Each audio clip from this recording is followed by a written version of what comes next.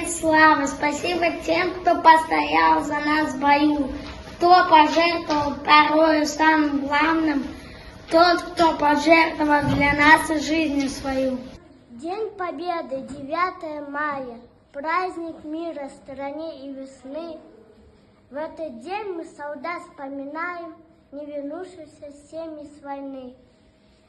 В этот праздник мы чествуем дедов, защитивших родную страну, подарившим народу победу и вернувшим нам мир и весну. День Победы не забыть, будем помнить, будем мстить. Это Родина моя, не гордиться и нельзя.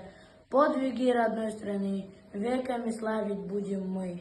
Нам нужен мир, трава в росе, улыбчивое детство. Нам нужен мир, прекрасный мир, подаренный в наследство. Нам нужен разноцветный луг и радуга над лугой. Нам нужно бегать, прыгать, петь и говорить друг с другом. Вот дома до неба прямо, вот цветы, а это мама.